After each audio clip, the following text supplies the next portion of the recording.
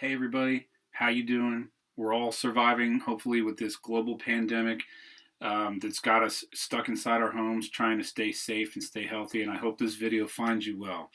A lot of musicians are out there making contributions on social media for people to enjoy. And I gotta say, I wish I could pick up a guitar and sing like I used to and feel confident about it, but I don't have that kind of confidence in my voice these days.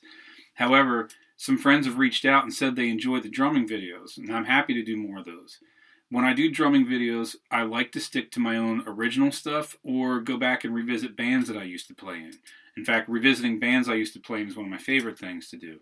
So the song you're about to hear is called Victory Dance of the Outlanders. It was written by a man named Eric Peterson. For those of you who didn't know him, there's not even enough words to describe what an amazing individual Eric was. And many of you did know him, and you remember what a great friend and amazingly talented and unique individual Eric really was. I had the pleasure of being Eric's drummer for probably the first 5 years or so of him collaborating with other people and creating bands.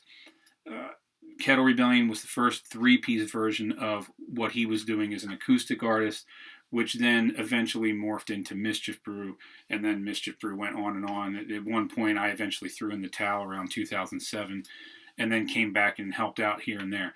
But Kettle Rebellion is what I consider to really be like my era as Eric's drummer. And this particular song, Victory Dance of the Outlanders, I think encapsulates a real great feeling of what it was like in those first years with him collaborating with other people. Him and I and John Foy in a basement in West Philly, trying to work through these songs and figure them out. This one in particular gave us some trouble in the very beginning because of some weird timing accents and stuff going on. As you can probably gather from the way I'm talking, Eric is no longer with us. We lost him a few years ago. And going back and revisiting things like this can be very hard and very emotional.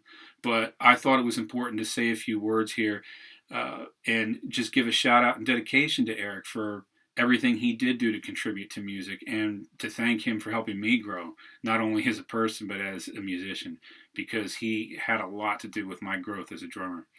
So anyhow, I hope you not only enjoy the drumming in the video, but I hope you enjoy the music itself, and that if you can catch some of the lyrics and some of the guitar work going on, it gives you sort of a glimpse into what it was like hearing that music and listening to that music when we did it the first time around. And I hope I do it justice, because it was a very rustic, acoustic sort of sound we had going on at the time, and I'm going to try to replicate that almost 20 years later on a Roland electric drum set, because I'm limited with the amount of noise I can make, so I'm sorry for that. It's definitely not going to be spot on, but I'll do the best I can, trying to play the same stuff I did back in 2001, 2002. In the meantime, I hope you enjoy the video, and not just the drumming, but I hope you enjoy the music too. And Eric, cheers to you, my friend. We miss you dearly. Everybody take care and stay safe.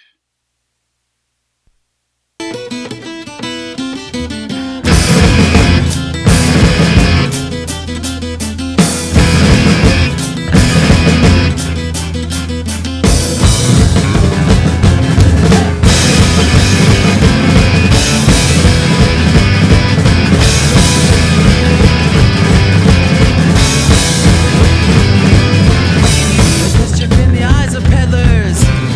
I love to dance.